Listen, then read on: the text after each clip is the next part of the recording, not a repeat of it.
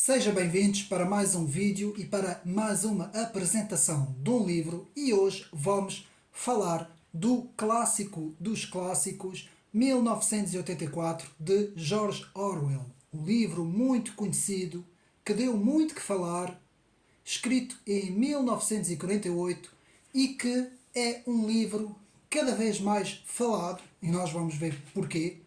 Um livro muito atual que tem muito a ver com o mundo em que nós caminhamos. E é por isso que resolvi fazer o segundo vídeo, porque eu já tinha feito um vídeo, mas era relativamente um vídeo pequeno de 30 minutos. Uma primeira abordagem, foi já há 3 anos atrás, sobre o livro de George Orwell, mas hoje vamos, de facto, fazer um vídeo completo sobre esta obra, ver esta obra na sua inteira, digamos assim, complexidade, e vamos depois transportar esta obra para a nossa atualidade. Então, o livro de George Orwell, que vamos apresentar aqui no canal, neste vídeo vamos fazê-lo em duas partes. Vamos ver a primeira parte, que é o livro 1984, e na segunda parte vamos então estudar quais as implicações que este livro de George Orwell teve para o nosso mundo atual.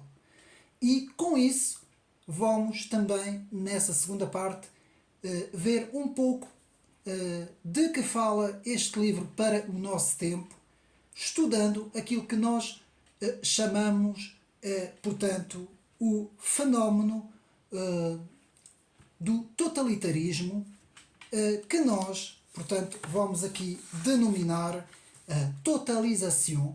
Vamos ver o que é que isso significa na última parte do vídeo, a totalização. Meus amigos, era importante ficarmos, portanto, até ao fim deste vídeo, porque este vídeo vai ser um vídeo muito importante. A obra de George Orwell que eu apresento aqui, nesta edição portuguesa, que é uma das edições mais conhecidas, que está à venda aí em todos os pontos, digamos assim, principais do país, não é? Que tem como editora a Antígona, portanto, digamos assim, Antígona é o nome da editora, e que fez aqui esta belíssima tradução do livro de 1984, como podemos ver a capa com o olho do Big Brother, vamos ver isto tudo, e depois na contracapa o grande irmão está a observá-lo, em inglês Big Brother is watching you. Meus amigos, antes de irmos à obra de George Orwell, devo-te fazer aqui uma pequena introdução para o nosso estudo. Este livro é um livro importantíssimo. É um livro que deveria ser obrigatório o seu estudo em todas as escolas. Estou agora aqui a falar para Portugal. E porquê, meus amigos? Porque este livro, que é um género de uma história imaginária, não é? Que o George Orwell imaginou no final da sua vida. George Orwell vai, portanto, falecer em 1950, e ele começa a escrever este livro isolado, portanto, ele, portanto, se remeteu à solitude da sociedade, e vai escrever este livro praticamente no final da sua vida. E este livro é um sério aviso, um aviso que ficou desde essa altura, não é? O pós-guerra, pós-1945, até hoje, e vai perdurar cada vez mais, porque é um aviso sério daquilo que acontece quando uma sociedade deixa de ter liberdade. E é justamente isso que Orwell nos fala neste livro, neste romance que vamos ver, em que como o totalitarismo se instala numa sociedade. E, meus amigos, aqueles que pensam não, isso nunca vai acontecer, é ficção científica, nós vivemos num mundo de liberdade e um mundo de democracia, então isto nunca vai acontecer. Meus amigos, enganem-se, porque esta realidade pode muito bem vir a suceder. Neste livro temos aqui uma descrição um pouco mais, digamos assim, radical, não é, da situação, mas tudo isso pode muito bem acontecer quando menos as pessoas esperarem. E tudo isso pode também suceder no nosso mundo muito gradualmente, muito progressivamente, que é a chamada deriva totalitária. E nós, meus amigos, nesta entrada do século XXI, nós estamos a ter uma deriva totalitária. Eu sei que muita gente que vai ver este vídeo vai dizer, pronto, lá está ele, a imaginar cenários distópicos, porque isto é um cenário distópico, não é? Que é o contrário de utopia. A distopia é um mundo sinistro, um mundo totalitário, um mundo em que o homem é escravizado. Uma utopia é o contrário. Uma utopia é um mundo em que o homem vive na felicidade e na plenitude. Aqui é o contrário, meus amigos. Desde e não só 2020, com o que aconteceu, mas até mesmo antes. Aliás, podemos dizer que na entrada do século XXI, e precisamente em 2001, quando se dá o 11 de setembro, não é? Houve uma pequena mudança nas sociedades ocidentais. Eu estou aqui a falar das sociedades ocidentais.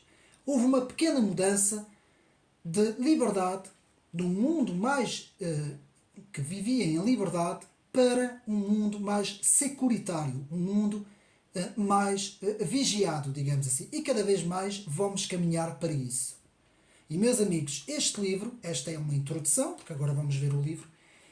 Este livro retrata justamente o que é um mundo completamente debaixo de um poder totalitário, completamente debaixo de um poder de vigilância absoluta, que abarca tanto a vida pública como a vida privada. E é por isso é que se chama totalitarismo. O totalitarismo abarca tanto o domínio público como o domínio privado. Ou seja, o homem deixa de ter não só liberdade, mas também deixa de ter privacidade.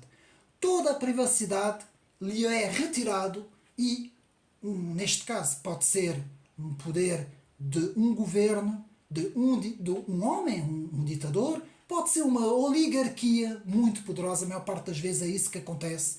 Uma pequena oligarquia muito poderosa que vive muito acima de todas as outras, de toda a população e de todos os domínios, não é, digamos assim, que vive muito acima de todas as pessoas e que controla todas as pessoas. Meus amigos, então, no final, na segunda parte do vídeo, vamos ver o que define uma sociedade livre e democrática de uma sociedade totalitária. Baseado sempre no livro de George Orwell, na segunda parte do vídeo. Vamos agora ver o livro de George Orwell, este livro que eu já mais ou menos mostrei, que aqui nesta versão prefaz praticamente 330, mais ou menos 320 e tal páginas, e que acaba, portanto, com duas pequenas, no final, há duas pequenas, digamos assim, dois pequenos estudos finais, dois apêndices, em que podemos ver os princípios da nova língua e depois vemos o 1984 na obra de George Orwell. Meus amigos, nós não vamos fazer como está aqui no livro, vamos ver o livro na sua totalidade. Eu vou descrever a maior parte dos principais, digamos assim, elementos do livro. Portanto, nós não vamos ver a história em si, a história já é muito conhecida, mas vamos ver os elementos um por um que, digamos assim, prefaz esta obra, e depois também vamos ver a nova língua, que pode ser dito por muitas palavras. Há quem diga que é a nova língua, a nova língua, o novo falar. Há muitas traduções para o que George Orwell quis descrever com isso, e nós vamos ver o que significa mesmo nova língua. Vamos ver também o que significa o duplo pensar, ou dupli pensar, também pode ser dito de várias formas, e vamos ver o que significa, e vamos ver tudo isso. Vamos ver primeiro agora quem é George Orwell. Os meus amigos vão me desculpar, mas está muito calor, e eu não vou ligar a ventoinha porque senão vai fazer interferência com o som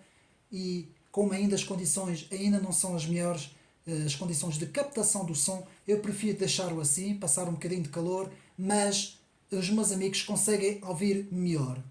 Então, vamos agora a pequena biografia de George Orwell. Não vou fazer a biografia toda, senão nunca mais saímos daqui. E no meu primeiro vídeo que eu fiz sobre o livro, eu, portanto, mais ou menos faço a biografia do autor. Aqui é só para nós termos uma contextualização do autor, quem ele foi e porque que ele então escreveu o 1984. Bom, George Orwell nasce em 1903 e vai falecer em 1950. Portanto, ele vai morrer 2 anos depois de escrever esta obra, porque ele começa a escrever esta obra em 1948. Foi um escritor, jornalista britânico. Ele tinha um estilo simples e direto e escrevia a serviço da expressão das suas ideias dentro daquilo que ele chamava as ideias sociais. Portanto, George Orwell podia-se dizer era um socialista, mas era um género de um socialista fabiano, que era o socialismo inglês. Ele começou por ser um socialista e abraçar as causas sociais, não é? Mas as verdadeiras causas sociais, atenção. E vamos ver porque é que eu estou a dizer isso.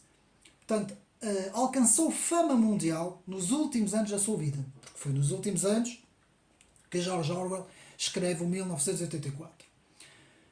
Portanto, George Orwell, do seu verdadeiro nome, que era Eric Arthur Blair, portanto esse é o seu verdadeiro nome. George Orwell era, digamos assim, um pseudónimo que George Orwell, que Eric Arthur Blair utilizou, não é? Portanto, ele nasceu em Bengala, na Ilha Britânica, no dia 25 de julho, como vimos, de 1903, e era filho de um funcionário público a serviço da coroa, e a sua mãe era uma filha de um comerciante francês. Portanto, eles são descendentes, da parte da mãe, de um casal francês. Vamos ver apenas o mais importante, não vale a pena estarmos aqui a ver a vida toda de George Orwell, seria muito extensivo e maçador, não é? Então vamos ver aqui, quando George Orwell escreve o 1984, que é o que nos interessa para este vídeo, em 1949, George Orwell publica o livro de 1984, que começa a escrever em 48. Um romance de antecipação no qual o Estado assume o controle absoluto de uma sociedade e nega a própria individualidade dos cidadãos. Meus amigos, George Orwell não era liberal, não era defensor do individualismo, não era liberal, mesmo sendo o liberalismo clássico. Portanto, ele não era liberal, ele era socialista, mas ele percebeu, no fim da Segunda Guerra Mundial, e principalmente com o poderio da então chamada URSS, da União Soviética, ele percebeu o que é que podia acontecer a uma sociedade se esta sociedade perdesse a sua individualidade. E atenção, porque vamos ver que George Orwell foi muito influenciado pelo seu contexto de vida, em que teve uma certa influência quando era mais novo com a Índia, não é? Com, digamos assim, o Império Britânico que tinha a Índia no seu domínio, e também na Guerra Civil Espanhola. Ele vai ser muito influenciado com muita coisa que ele vai ver, muitas atrocidades que ele vai ver na Guerra Espanhola, na Guerra Civil Espanhola. Portanto, embora a obra tenha despertado grandes controvérsias, constitui um repúdio ao totalitarismo. E por isso é que nós, na segunda parte, vamos ver o fenómeno totalizante, não é? Ou totalização, que é isso que nós vamos ver. Portanto, o repúdio ao totalitarismo de qualquer espécie, tanto de esquerda como de direita, em termos de política, e uma advertência contra a sistemática distorção dos factos para a elaboração de versões oficiais. Portanto, o livro foi traduzido em mais de 60 países, meus amigos. Virou uma minissérie filme e inspirou histórias em quadradinhos. Houve 2 filmes, houve mais, mas houve pelo menos 2 filmes oficiais, Um a preto e branco antigo, que se pode ver facilmente nas redes sociais, no YouTube, por exemplo, e outro que foi justamente, digamos assim, foi realizado mesmo em 1984 e que foi um filme já a cores, que mais ou menos é baseado na obra. Há muita coisa no filme que não aparece, digamos assim, há muita coisa na obra que não aparece no filme, que é normal, não é? O filme é quase 2 horas, não sei muito bem quanto tempo é que é o filme, mas não pôde, os autores não puderam pôr tudo no filme, como é óbvio, não é? Portanto, a versão do livro é muito mais completa, como é óbvio, é preciso ler o livro. E eu quero aqui dizer, antes de irmos ao livro, meus amigos, não vale a pena, digamos assim, ou seja, eu vou começar com o meu vídeo, não vale a pena ficar aqui só pelo meu vídeo. Ou então ver vídeos sobre análises e resumos do 1984. Meus amigos, tem que se ler o livro. Com calma, devagar, entrar na história, entrar na cabeça do personagem, Winston Smith, que vamos ver quem é, e imaginar-nos, digamos assim, dentro da história. Quando lermos esta obra, 1984, nós temos que imaginar que somos nós. O Winston Smith somos nós. Vamos imaginar, vamos pôr-nos no lugar do personagem principal e vamos imaginar que estamos nesta sociedade distópica, totalitária, para ver a diferença de um mundo de liberdade para um mundo distópico. E antes de irmos ao livro, algumas frases que George Orwell escreveu, e portanto ele foi vítima de uma tuberculose, e ele teve essas frases que eu achei muito interessante e que eu quero aqui, como introdução, antes do livro, digamos assim, ler para os meus amigos. Então temos: a maneira mais rápida de acabar com uma guerra é perdê-la. São tudo frases de George Orwell. O pensamento duplo indica a capacidade de ter na mente ao mesmo tempo duas opiniões contraditórias e aceitar a ambas. Que é isto, o duplo e pensar, que já vamos ver isso melhor. Outra frase: numa época de mentiras universais, dizer a verdade é um ato revolucionário. Quem é que não vê isso muitas vezes nas redes sociais, no Facebook e outras redes sociais? Eu vou repetir: numa época de mentiras universais, dizer a verdade é um ato revolucionário. Meus amigos, é o que está a acontecer hoje na sociedade do século XXI. Muitas vezes nós dizemos verdades, nós, os meus amigos, seja quem for, ou até pode acontecer um jornalista qualquer ou um político qualquer dizer uma verdade e muitas vezes cai toda a comunicação em cima porque não querem que esta verdade seja revelada. E, meus amigos, isso é o princípio do fim da liberdade. É o princípio do totalitarismo. Porque a primeira vítima do totalitarismo, tanto vítima da guerra como do totalitarismo, é a verdade. É a verdade, digamos assim, a primeira grande vítima de toda esta história é a verdade, meus amigos. Então, jornalismo é publicar aquilo que alguém não quer que se publique. Isto agora é para todos os nossos amigos da comunicação social. Eu vou repetir esta frase de George Orwell. Jornalismo é publicar aquilo que alguém não quer que se publique. Todo o resto é publicidade. Que é o que acontece hoje. Hoje já não temos mais informação. Hoje temos apenas uma mensagem que é, digamos assim, que é transmitida às populações com um objetivo de moldar a opinião, controlar a opinião. Hoje não há já mais jornalistas que vão fazer... Pode haver um ou dois ou três. Já aqui em Portugal temos 2 ou 3 casos, mas não temos mais. De pessoas que ainda fazem investigações. E a maior parte das vezes, essas pessoas fazem investigações, muitas vezes acabam por ser afastadas, não é? Das redações, das televisões, dos jornais, não interessa. Acabam por ser afastadas porque vão ter o nariz onde não devem, não é? É assim que se costuma dizer. Mas isso é jornalismo. O jornalismo é isso. O jornalismo é, não. Eu não tenho que obedecer, digamos assim, a uma elite, a uma grande finança, para estar constantemente a repetir a mesma história, mesmo que seja mentira. Não, não, eu quero fazer jornalismo, eu vou investigar, eu vou ver o que é que se passa. Não é bem assim como eles dizem. Eu vou lá no terreno. Nós temos pessoas que fazem isso. Por exemplo, na internet, não vou agora aqui citar nomes, nós temos pessoas, até temos um rapaz que faz isso muito bem, que para mim faz jornalismo a sério,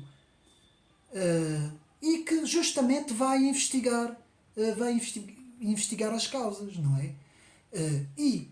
Muitas vezes cai, portanto, logo a comunicação dizendo que ele é negacionista, isto e aquilo, e teórico da conspiração. Hoje em dia toda a gente que não pertence ao pensamento que eles estão a impor à sociedade é logo um teórico da conspiração. Ora, sabemos que numa democracia o debate a várias vozes é o que mantém a liberdade de expressão e é o que mantém uma sociedade. Debate a várias vozes e várias opiniões. Isto não existe hoje. Hoje há uma única opinião e toda a gente tem que comer, digamos assim, esta opinião. Senão, olha, desliga a televisão e vai para as redes sociais. E é exatamente isso que está a acontecer. E atenção, porque as televisões estão a perder cada vez mais.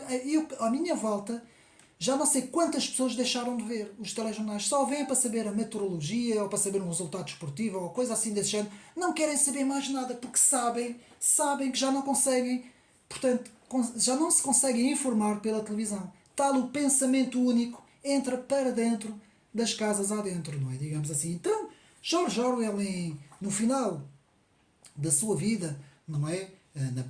Ainda na primeira parte do século XX, ele tem essas frases extraordinárias, como é que ele foi, portanto, um visionário, digamos assim, não foi profeta nenhum, porque ele não fez profecia nenhuma, ele foi visionário daquilo que ia acontecer. E se o George Orwell vivesse hoje no nosso tempo, se ele vivesse hoje em 2023, ele com certeza que ficaria espantado, ficaria completamente admirado, digamos assim, como é que nós conseguimos chegar quase, eu digo ainda, quase à sociedade que ele descreveu. Ainda não, porque ainda não chegamos a esse extremo, mas caminhamos passo a passo, porque as grandes instâncias internacionais estão digamos assim, estão a ter uma deriva para esta direção. E nós aqui vemos perfeitamente, o jornalismo é publicar aquilo que alguém não quer que se publique, tudo o resto é publicidade, ou é marketing, ou é transmitir a mensagem para moldar a opinião pública. E depois, a última frase, para irmos agora ao livro: se o pensamento corrompe a linguagem, portanto, se o pensamento corrompe a linguagem também pode corromper o pensamento. E, meus amigos, antes de começarmos a obra, eu quero aqui dizer uma coisa. O grande mérito e a grande ideia central do livro de George Orwell é o George Orwell ter, digamos assim, descoberto uma coisa importantíssima que muitas vezes nos anos 30 e nos anos 40, as grandes ditaduras nessa altura, não é? O nacionalsocialismo e o bolchevismo soviético, não é? 1917 e 1945, uma coisa que George Orwell descobriu e que essas ditaduras, esses totalitarismos não tinham ainda visto e continuaram a não ver ao longo dos seus percursos, foi o seguinte, meus amigos. Há duas maneiras de um poder controlar uma população. Pela força, controlando os corpos, controlar o físico. E há outra maneira, que é controlar a mente, ou seja, controlar o espírito. E então, eu vou explicar porque é que eu estou a dizer isso. Se um poder totalitário controlar o espírito, não precisa de controlar o corpo. Eu vou repetir. Se um poder totalitário controlar o espírito, a mente, o espírito, não precisa controlar o corpo. Não é preciso uma polícia armada, não é preciso um exército para controlar as populações. E eu vou explicar porquê. Porque no primeiro caso há uma obrigação, que é o que aconteceu no nacionalsocialismo e, de certa forma, o que aconteceu com digamos assim, o comunismo da União Soviética. E eles controlaram pela força. Então o que é que eles faziam? Matavam pessoas, mandavam pessoas para campos de concentração, entravam para dentro das casas. Eles punham terror nas pessoas. O que é que isso originava? Originava que havia mártires E isto, George Orwell fala nisso no filme. O porquê que no final do livro, no final do livro, o porquê de fazer tortura no Winston Smith e tentar mudar a ideia do Winston Smith para ele aceitar o grande irmão e depois então sim matar o Winston Smith, que é isso que acontece no filme. Então, o George Orwell percebeu isso. Percebeu, não, se eu controlar o espírito, não preciso de controlar o corpo. E meus amigos, e aliás, o livro O Admirável Mundo Novo de Aldous Huxley é exatamente isso. É controlarmos o espírito de tal maneira, controlarmos a psicologia de tal maneira, a mente é controlada de tal maneira que vamos pôr as pessoas a amar a sua servidão. Que é exatamente isso que Etienne de la Boétie explicou no Servidão Voluntária, no seu livro Servidão Voluntária, Etienne de la Boétie. E que Gustave Le Bon, também, na Psicologia das Massas, também disse a importância de se controlar a mente e o espírito. Então, meus amigos, se eu for uma pessoa inteligente, se, digamos assim, que pertencesse a uma elite muito inteligente, eu diria o seguinte: não, nós não vamos meter as Forças Armadas, não vamos meter a polícia atrás deles, porque senão vai acontecer um pouco aquilo que acontece em França, coitado do Emmanuel Macron, que ainda não percebeu isso, não é? Mas este também tem dificuldades em perceber as coisas. Não, nós vamos aos poucos, muito aos poucos, vamos fazer a cabeça das pessoas, geração após geração, que vamos chegar a uma altura, os filhos dos filhos dos filhos dos filhos vão nascer já completamente, um pouco aquilo que o professor Olavo de Carvalho dizia, quando por fim toda a gente vai ser socialista sem saber. Eu vou repetir, quando no fim toda a gente vai ser socialista e vai amar o socialismo sem saber. Porque eles foram todos formatados para amar o socialismo. Isso é um exemplo que eu estou a dar. Ou o totalitarismo, que é quase a mesma coisa, praticamente. Então, é isso. Controlar o espírito, fazer com o crime de pensamento, o crime de opinião, vamos ver o que é que isso tudo quer dizer, fazer com que na linguagem vamos reduzir a linguagem, que é a nova língua, de uma forma, vamos moldar a cultura, as tradições, tudo, vamos moldar tudo de uma tal forma que os netos dos netos vão estar completamente submersos nesta lavagem cerebral que às tantas aquilo é normal. Para essas pessoas vai ser normal viver naquele sistema e funciona muito melhor do que a primeira forma, que é controlar o corpo. Então, George Orwell nos fala aqui de duas coisas. Vamos reter isso, meus amigos. Controlar o espírito pelo pensamento, controlar o corpo. Se nós controlarmos o pensamento, vamos impedir que haja dissidentes, que haja pessoas que se vão voltar contra o sistema. Porquê? Porque estamos a atingir logo o pensamento. Então vamos moldar, vamos formatar. Quando eu digo vamos, estou-me a pôr na pele da elite ou do ditador, não interessa. Vamos moldar a cabeça, o pensamento, as ideias. Vamos moldar as ideias para que não haja, digamos assim, dissidência, para que toda a gente ame a sua servidão. E, meus amigos, eu tenho que dizer aqui uma coisa antes de irmos ao livro. As redes sociais, não sei se foi de propósito ou não vou entrar aí nessas, porque isto também pode ser já alguma divagação, mas não sei, mas as redes sociais, eles não estavam a contar com isso. Porque do fim da Segunda Guerra Mundial até mais ou menos o início das redes sociais, principalmente as redes sociais que se consegue partilhar e obter informação por meio das redes, eles controlavam, digamos assim, a comunicação social. Controlavam as televisões, as rádios, os jornais, as revistas, e nós tínhamos que ver aquilo e não podíamos ver mais nada. Por exemplo, eu vou dar um exemplo. Quando se dá o 11 de setembro, nós somos obrigados a ver aquilo. Porque não havia, nessa altura, penso que ainda não, em 2001, ainda havia alguns vídeos, já se podia gravar. Mas vamos dar um exemplo mais para trás. Por exemplo, em 89, quando se dá a queda do muro de Berlim, nessa altura era muito difícil, tínhamos as imagens dos repórteres, não tínhamos mais nada e tínhamos que ver aquilo. Ora, é um controle absoluto. Se eles quisessem, nessa altura, eles davam os acontecimentos como eles queriam, não é? Como eles queriam que chegasse ao público. Hoje é difícil fazer isso. Porque enquanto que eles dizem uma coisa na televisão, o pessoal com os telemóveis vai lá e filma. Isso eles não estavam a contar. Isso eles, digamos assim, os poderes, não estavam a contar com isso. A facilidade com que as pessoas hoje têm de se informarem por outros canais. Eu posso dizer praticamente que toda a minha informação é praticamente por meio de livros e de documentos. Mas quando eu estou a ver, quando eu estou a visualizar ecrãs, digamos assim, a maior parte das vezes a minha informação vem quase toda da internet. Eu praticamente não me informo nas televisões, porque não vale a pena. Só me informo nas televisões, como eu disse, quando é para ver a meteorologia, quando é para saber algum resumo, algum resultado desportivo, não é? Porque aí não tem problema nenhum, e mesmo às vezes até tem, mas pronto, não, estamos a ver o jogo, não é? Estamos a ver os acontecimentos em tempo real, ou então quando acontece um acidente qualquer, um comboio, um avião que caiu, uma coisa qualquer, uma ponte que caiu, alguma coisa que nós está. Aí sim podemos ver a informação, porque aí estamos a ter uma informação direta de um acontecimento. Agora, informação que diga respeito à política, à filosofia, a todas essas áreas, não é?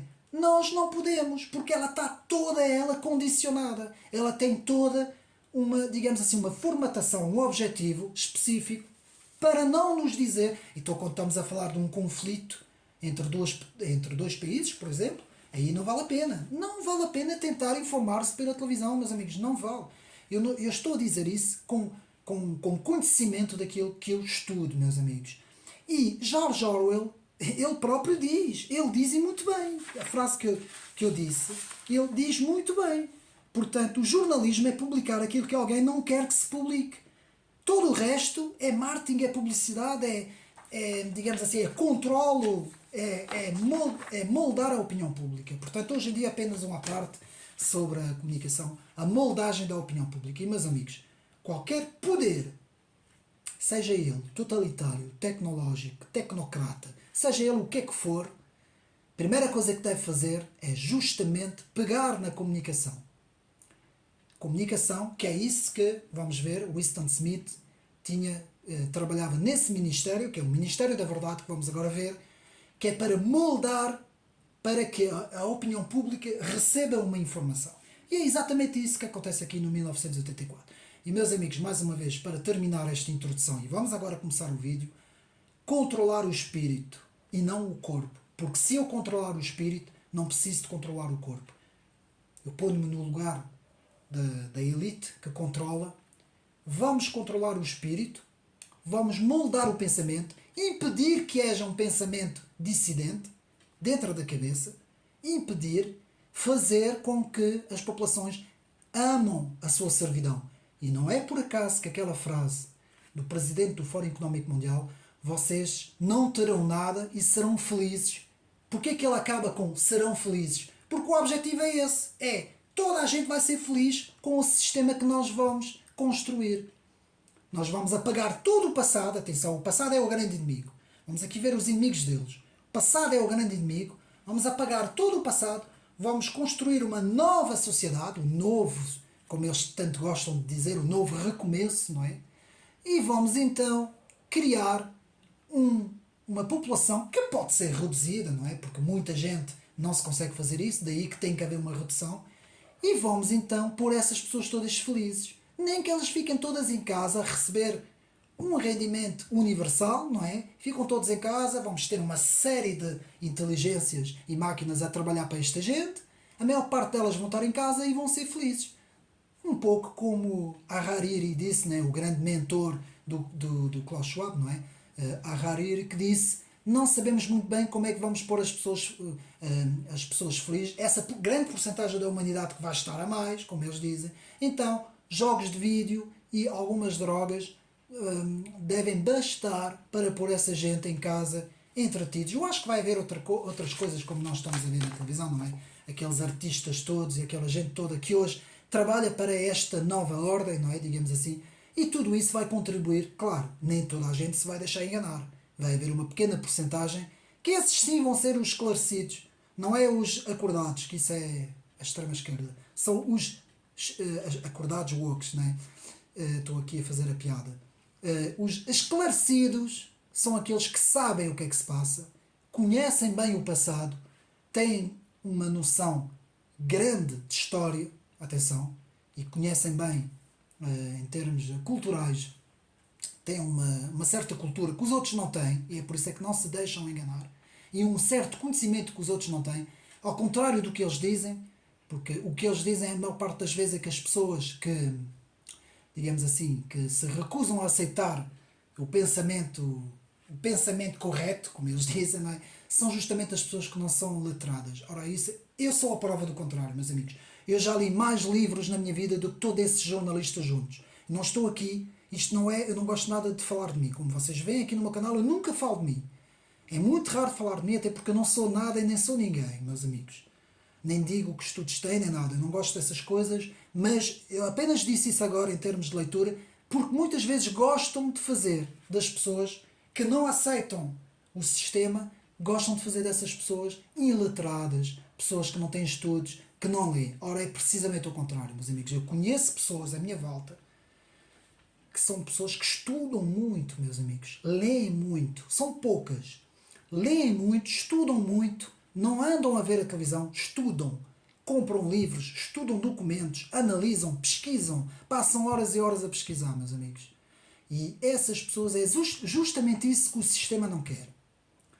E eu irei fazer um vídeo, depois deste vídeo eu irei fazer outro vídeo sobre o estudo da nova ordem e dos livros todos que eu vou apresentar sobre, digamos assim, o estudo da ideologia globalista, que não é a globalização, são coisas diferentes. Portanto, a ideologia globalista e os livros da nova ordem mundial, para nós estudarmos, para nós vermos os livros. Agora, chega, vamos ao livro de 1984 de George Orwell, o grande visionário do totalitarismo. Meus amigos, apenas uma parte. É interessante quando Hannah Arendt escreve o totalitarismo, não é? O seu grande livro, ela não se refere a George Orwell e ela escreve mais ou menos na mesma altura. Mas ambos têm uma mesma visão. É muito interessante este livro também de Hannah Arendt. Não sei se eu consigo aqui, mais uma vez, eu esqueci de pôr o livro de parte para mostrar aos meus amigos a importância deste livro de Hannah Arendt. Agora não sei onde é que ele está. Se ele estiver lá por baixo, pois ele está lá por baixo, exatamente. Eu não chego lá. Bom, não interessa. Já ouvi daqui, mas já não consigo. Mas os meus amigos conhecem o livro de Hannah Arendt, que é um livro importantíssimo para o estudo do totalitarismo. E é engraçado porque eles chegam a conclusões muito semelhantes. George Orwell, que escreve, portanto, em 1948, e que vai escrever uma história de um herói, de um personagem, digamos assim, que se chama, agora vamos ao livro, que se chama Winston Smith, que tem 39 anos. Então, podemos dizer que esta história passa-se numa sociedade e num mundo dividido por 3 grandes regiões, que já vamos ver quais são essas regiões. Então, é uma obra, eu vou seguir aqui o meu guião, que é mais fácil para termos toda a matéria, para podermos estudar toda a matéria. É uma obra que retrata a história de uma futura sociedade. Uma futura sociedade distópica, que já disse o que era, não é? Em que o partido Angstnock, eu vou explicar porque é que tem esse nome, A-N-G-S-O-C, do Grande Irmão, portanto o Grande Irmão é o chefe deste partido, Angstnock, tem o controle absoluto dessa sociedade. Essa sociedade chama-se a Oceania. Então, a frase do livro que ficou para a história e que hoje é muito utilizada é: o Grande Irmão está a observá-lo. Muita gente, meus amigos, pegou nisto. Este olho, o olho que tudo vê, não é? Que está aqui na capa do livro, este olho que tudo vê, que está na nota de $1, não é? O tal olho na pirâmide, que muitas vezes os reality brothers gostam muito de utilizar. Você está a ser a casa, não é? A casa onde está, toda a gente está a ser observada. Que geralmente houve muitos filmes de ficção científica que utilizaram esse olho, até na inteligência artificial este olho foi utilizado, não é? Por exemplo, o L do 2001 e 2010, a Odisseia do Espaço, vê-se, portanto, o género do computador nessa altura com o olho no meio. Vê-se também muito esse olho na cultura da Grécia Antiga, nos barcos da Grécia Antiga, que depois, ao longo das gerações, foi ficando. Hoje vemos alguns barcos, por exemplo, na nossa costa dos pescadores, que têm o olho. Vemos essa cultura do olho como sendo, representando aquele que tudo vê. Quase que podemos dizer que, aliás, até nas próprias lojas maçónicas, não é? Esse olho tinha, do grande arquiteto do universo, esse olho tinha, digamos assim, uma grande importância na cultura do homem, não é? Digamos assim. Então, a frase Big Brother is watching you, o grande irmão está a observar, é a ideia de que todos devem obedecer e todos são observados e todos devem amar incondicionalmente, vou repetir, incondicionalmente o grande irmão.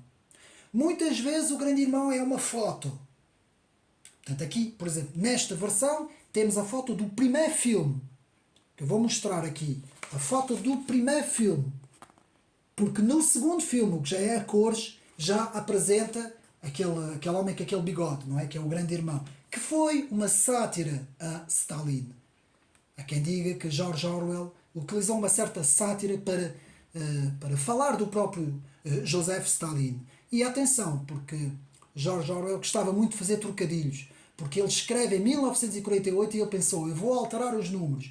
Vou pegar no 8 e vou pegar no 4 e vou trocá-los. E então vai fazer o 1984, não é? 1948, trocamos 1984. Portanto, foi um trocadilho que George Orwell também utilizou. E também aqui, no nome do partido, Angstnock, ele também trocou as letras do partido trabalhista inglês, não é? O Partido Socialista Trabalhista Inglês. Ele foi um grande crítico desse partido.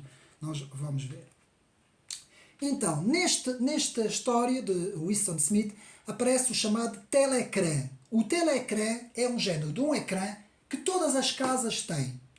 E vamos ver aqui três grandes classes, digamos assim, três grandes classes onde são distribuídos, digamos assim, a população.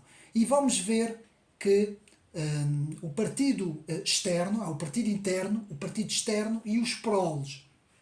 Os proles são os proletários. O partido externo é quem mais é vigiado. Eles não vigiam tanto os proles, porque os proles é uma massa gigante de muita gente que vive na pobreza. E, meus amigos, mais uma vez, isto é típico do socialismo. O socialismo, normalmente, onde há uma sociedade socialista, não existe classe média. Existe um partido, uma elite, que são os góis do partido, e depois existe a população, praticamente toda ela assistida, não é? Toda ela leva uma assistência social, encontram-se praticamente na pobreza, e isto é típico de uma sociedade socialista. E por isso é que, para mim, o socialismo é uma ditadura completa, é um totalitarismo completo. A classe média geralmente desaparece no socialismo. E aqui, muito bem, George Orwell nos diz que o partido externo, que é o que se mais, digamos assim, podemos dizer que mais se aproxima da classe média das nossas sociedades, é aquele que é mais vigiado. E a maior parte das pessoas que compõem o partido externo normalmente são funcionários dos ministérios. Porque o partido externo é que é a tal elite que vive numas melhores condições, e depois há o Big Brother que ninguém sabe quem é. Nunca ninguém viu, nunca ninguém falou com ele. Alguns até dizem que é um ícone, que é um símbolo, ele nem sequer existe, não é? Mas aqui no livro, a única coisa que temos aqui no livro é que George Orwell nos diz que nunca ninguém viu o grande irmão. Mas que todos devem abraçar o grande irmão. Então, o telecrã é a câmara de observação que está em todo o lado e em todas as casas. Como eu disse, mais no partido externo, um pouco nos proles, que os proles prefazem praticamente 85% da população, e quase que não temos nada no partido interno. Aliás, eles próprios no partido interno, ao fim de meia hora, são os únicos que têm autorização para desligar o telecrã, como podemos ver no filme, não é? Então, depois temos, portanto, praticamente neste extrato que são os do partido externo, Todos usam o fato de macaco azul como sendo o uniforme do partido. Winston Smith usa esse uniforme azul. Depois temos a polícia de pensamento, que vigia a população, vigia pelo telecrã, muitas vezes, pela polícia de pensamento que também anda na rua, mas muitas vezes até quando o cidadão está a dormir, imaginamos que está na cama, a dormir, e temos um telecrã que está a vigiar 24 horas essa pessoa, e até o que essa pessoa diz quando dorme, vejam bem, os sonhos que essa pessoa tem, até nisto essa pessoa pode ser denunciada e pode ser presa. Se ela disser alguma coisa contra, no seu sonho, se ela disser alguma coisa contra o partido, pode ser presa. Vejam bem a ausência total de liberdade, a ausência total de individualidade que esta sociedade que George Orwell imaginou, como é que isso se processava, não é? Pois então, temos o Ministério da Verdade, que é o local, já vamos ver o que é, o local de onde trabalhava Winston Smith, que na nova língua chama-se Minivero, em nova língua. Portanto, e agora vamos ver, a nova língua, muito falado, ou nova língua, muito falado neste livro, significa o seu verdadeiro sentido, a sua verdadeira, digamos assim, a explicação da nova língua é o sistema de escrita em elaboração, que ainda estava em elaboração, que eles dizem que em 2050, mais ou menos, já estaria terminado, já ninguém falaria o inglês, toda a gente falaria então em nova língua.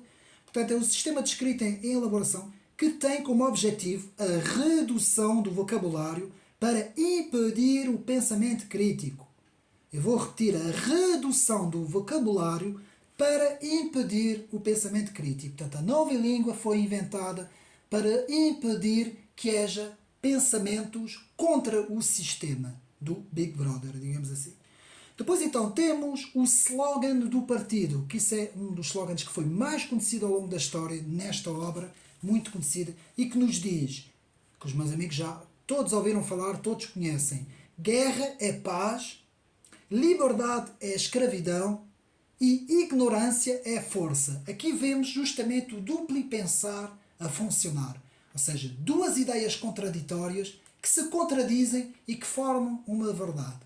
E depois temos outra grande frase deste livro, que ficou muito conhecida também, que aparece no livro, que é: quem controla o passado, controla o futuro. Quem controla o presente, controla o passado. E, meus amigos, não é por acaso que um dos principais objetivos, digamos assim, de um totalitarismo, e nós vemos isso hoje, vemos muito isso hoje com a extrema-esquerda, é controlar aquilo que é ensinado nas escolas. Muitas vezes é, digamos assim, apagar o passado. Podem vir com pretextos, não é? Pretextos em termos de história, pretextos de colonialismos e de sabe-se lá o quê, para apagar a história, apagar os registros da história, para que os alunos não tenham acesso a saber aquilo que se passou lá atrás. Isto é muito importante para controlar a opinião pública, meus amigos. Daí a importância da história, da leitura da história, da pesquisa da história. Estão a perceber, meus amigos? Mesmo que digam, já sei que há pessoas que vão dizer: a história foi toda, não sabemos se foi assim. Não interessa.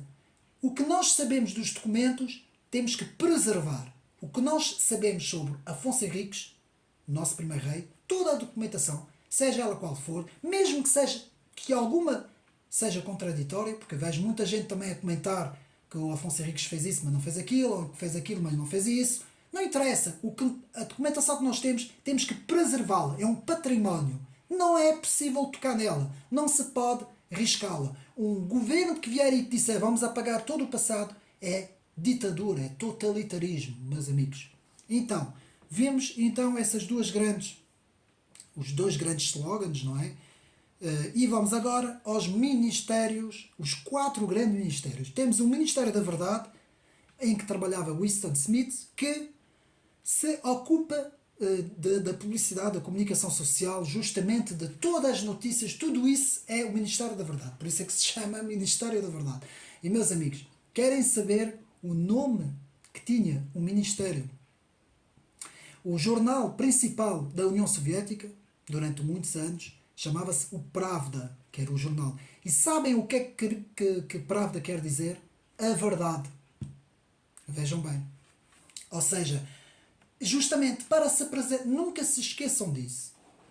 A mentira nunca se apresenta como mentira. Eu vou repetir esta frase, porque esta frase é central para todos nós que estamos a ver este vídeo. A mentira nunca se apresenta como mentira. Ela apresenta-se sempre como verdade. E uma mentira muitas vezes repetida, que isto é uma frase que nós ouvimos aí muitas vezes, tantas vezes repetida, muitas vezes se torna uma verdade.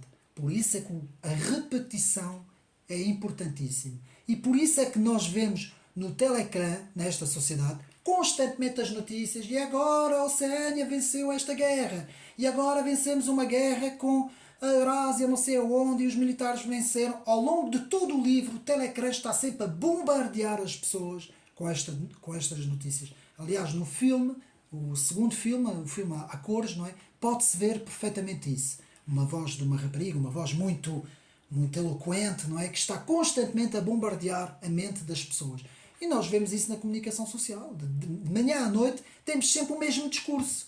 Não é? Eu não vou aqui estar a dizer, por exemplo, no conflito da Rússia e Ucrânia, o mesmo discurso. Quando foi em 2020, aquela história toda que eu não vou aqui falar, foi sempre o mesmo discurso.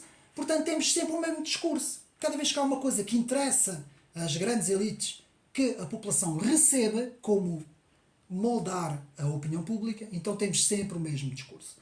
Então, o Ministério da Verdade, que se ocupa da comunicação social, o Ministério da Paz, que se ocupa dos conflitos, da guerra, depois temos o Ministério do Amor, que é o mais perigoso, é onde Winston Smith vai estar preso e vai ser torturado, que se ocupa da lei e da ordem, e depois temos o Ministério da Riqueza, que se ocupa da parte económica.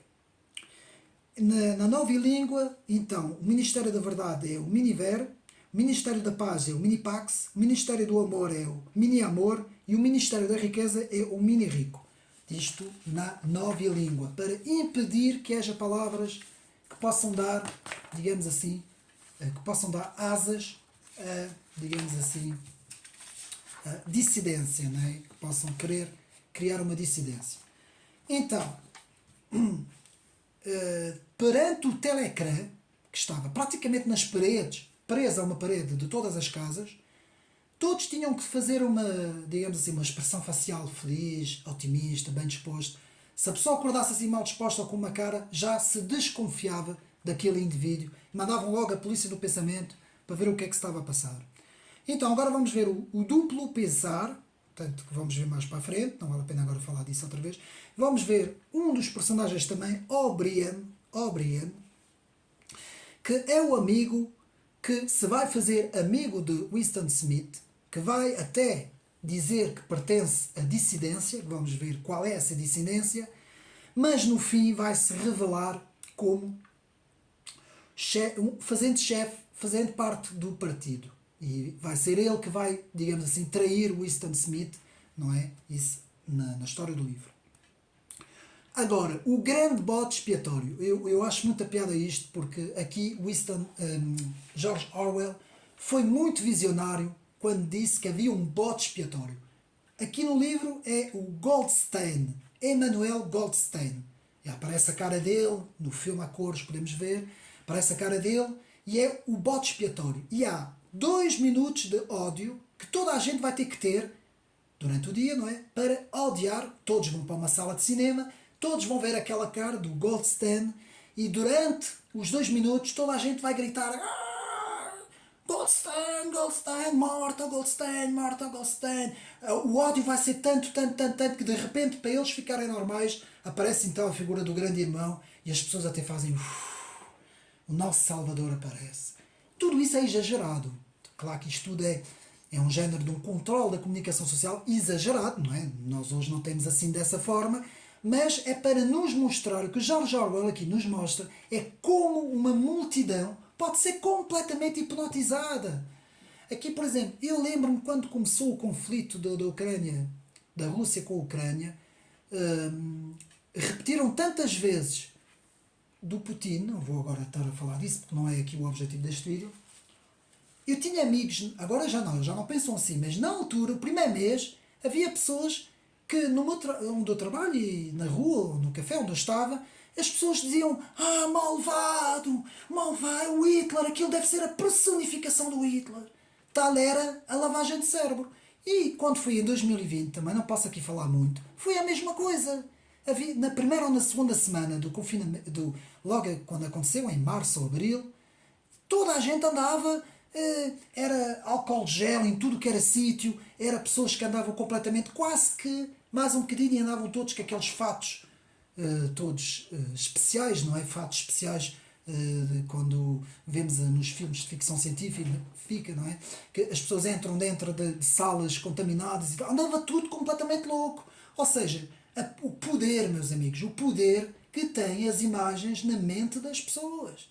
O poder que a comunicação social tem, não é em toda a gente, claro. Havia sempre aqueles que sabiam muito bem o que é que estava a passar, mas o poder que essa comunicação tem. E aqui os 2 minutos de ódio funciona para isso. George Orwell nos diz que aquilo era feito para odiarem o Goldstein, que nunca ninguém tinha visto, ninguém sabia se ele sequer existia.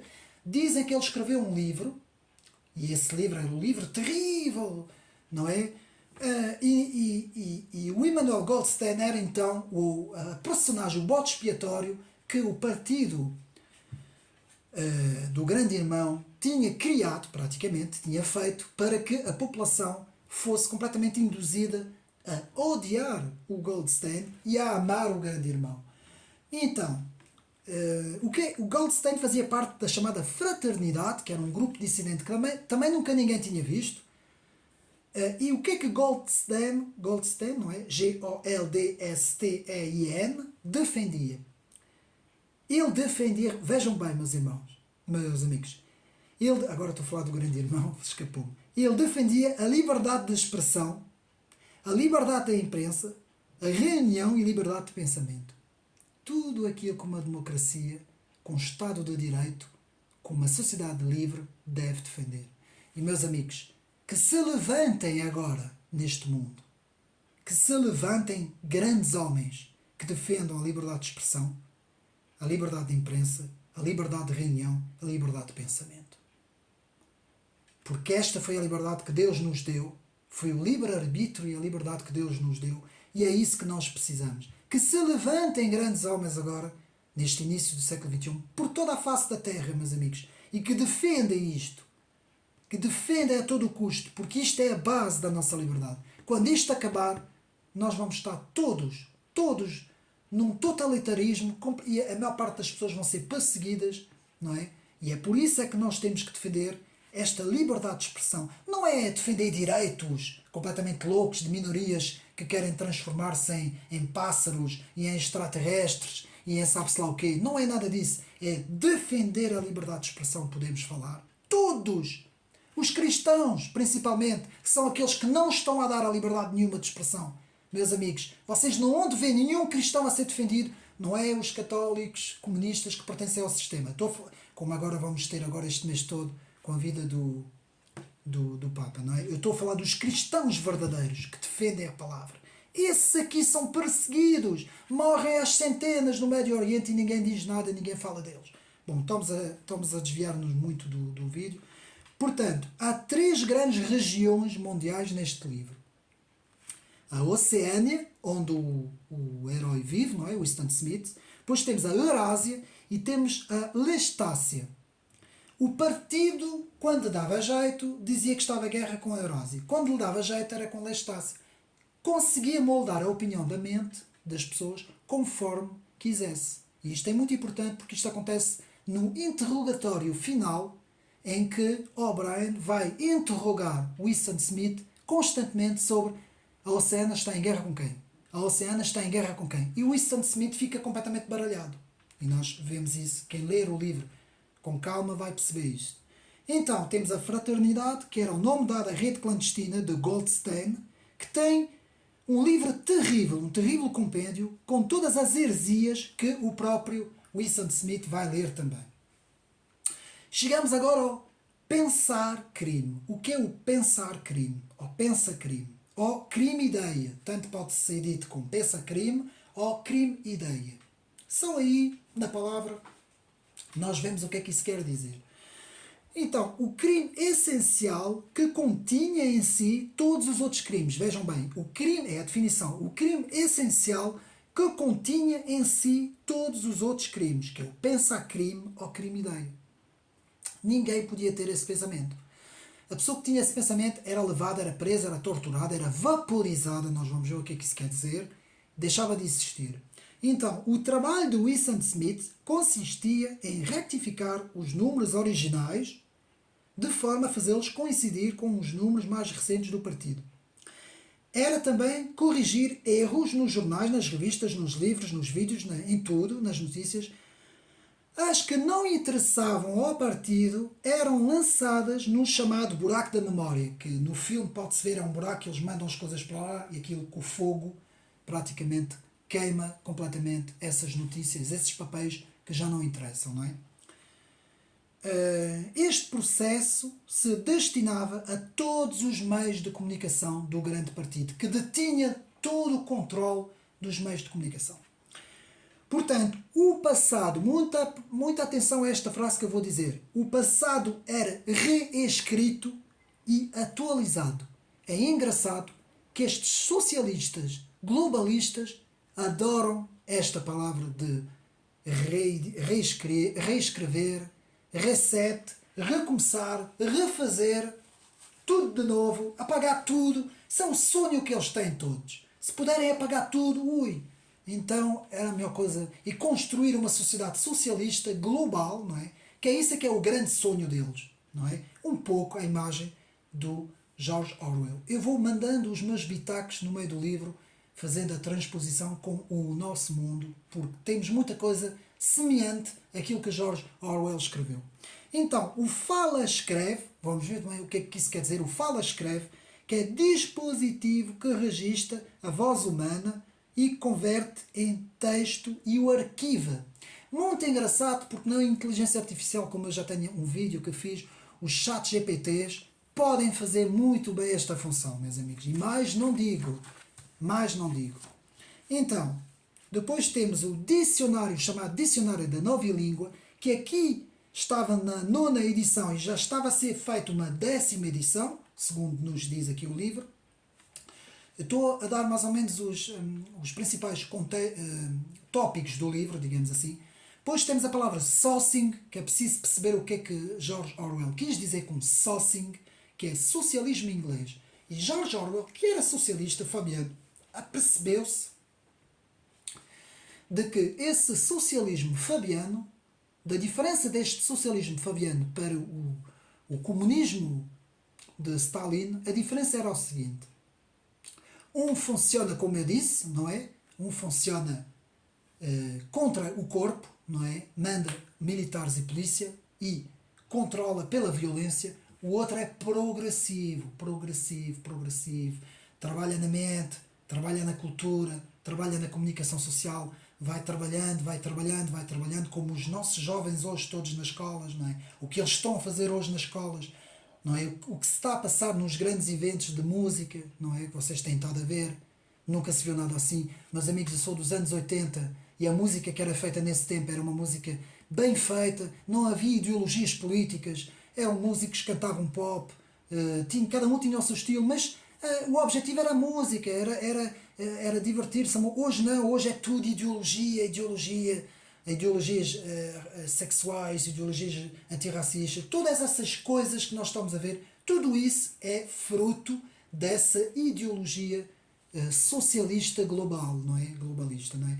Então, depois temos o saucing, não é? Socialismo inglês. Depois temos a velha língua, que é aquela língua que eles dizem que em 2050 terá deixado de existir, aqui no livro. Depois temos as pessoas opostas ao grande irmão, que simplesmente de um dia para o outro desapareciam. Eram vaporizadas. Vaporizado queria dizer que o Wilson Smith tinha que pegar em toda a informação dessa pessoa, escrita, não é? E mandar para o, digamos assim, para o fogo, não é? Para ser destruído, para aquilo que nós vimos, que era, portanto, o tal buraco da memória, não é? Digamos assim, tinha que ser destruído. Então, de um momento para o outro, a pessoa era vaporizada, deixava-se completamente de ouvir falar da pessoa. Pronto. Então, depois temos então a novilíngua, que servia como objetivo de reduzir ao máximo o campo do pensamento e a massa crítica. Mas, amigos, uma língua, quanto mais complexa for a língua, quanto mais palavras tiver a língua, mais ela pode ser expressada. Ou seja, na literatura, quanto mais a língua for complexa e tiver mais palavras, mais há oportunidade de poder expressar pensamentos. Quanto mais uma língua for reduzida, nós estamos a ver os recordes ortográficos, que por enquanto ainda é muito isto. Eu penso que ainda é muito. Como é que se pode dizer? Não é tão radical como a novilíngua, mas esses acordes ortográficos vão simplificando, simplificando. Há de haver um dia, daqui 100 ou 50 anos, ou 100 ou 200 anos, eu não sei, não é? A língua vai estar tão simplificada em termos mundiais que a maior parte das palavras terão deixado de existir. E isto é muito bom para um poder totalitário. Porque quanto mais palavras existir, pior para um regime. E é isso que George Orwell tem. Foi o primeiro autor a perceber isso. E por isso é que ele criou a novilíngua. Ele sabia muito bem que a redução das palavras era a redução do pensamento, meus amigos. Não se esqueçam disso. Não é? Quanto menos palavras uma língua tiver, menos o pensamento pode ser expresso. Então, depois temos os proles. Já vimos o que são os proles, que são os proletários, que são 85% da população. Temos o amigo de Winston Smith, o Sim, com Y, Sim, que trabalhava no departamento de investigação. Esse foi vaporizado, deixou-se de ouvir falar dele, porque chegou-se à conclusão que ele era muito inteligente e o partido temia muito o Sim. Depois temos a expressão nova vida feliz, do Telecrã. Você vai ter uma nova vida feliz. Muito interessante, porque vocês não terão nada, mas serão felizes. Como o socialismo globalista dessas grandes instâncias internacionais consegue estar aqui neste livro, meus amigos. Como eles são todos muito parecidos, não é?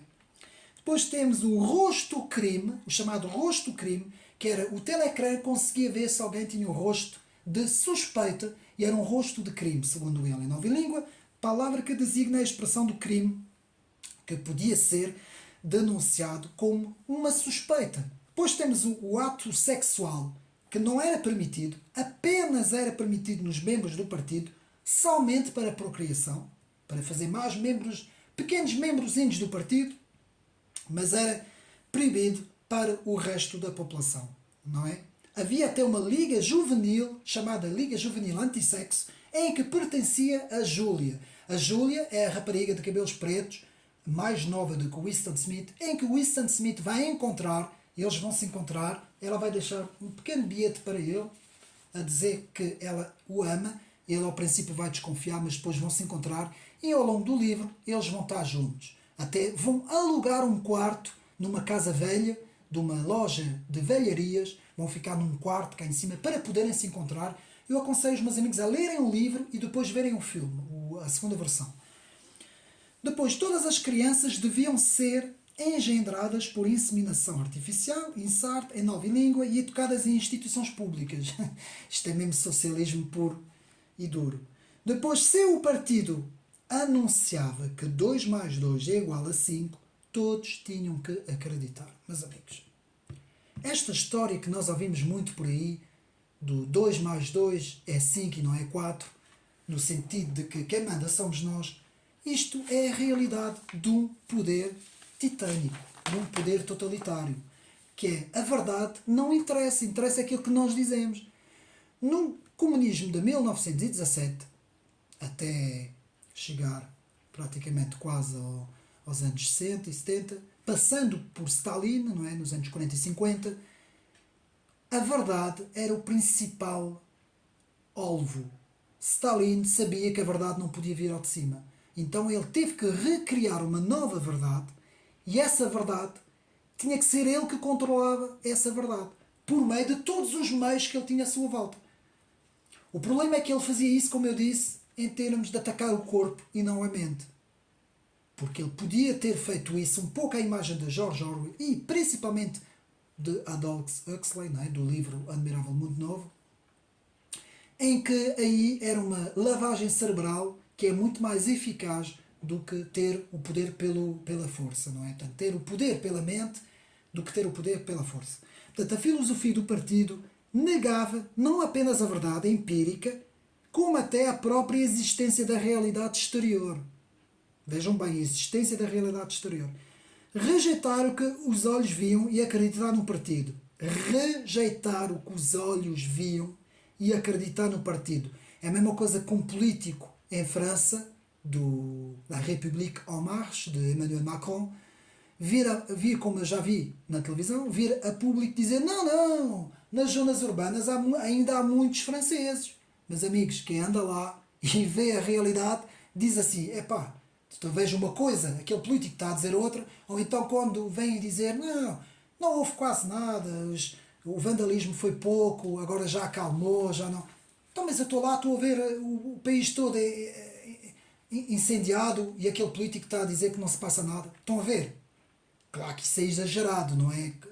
Temos aqui um exagero, mas 2 mais 2 igual a 5. Não é igual a 4, mas não contem, meus amigos, é igual a 5.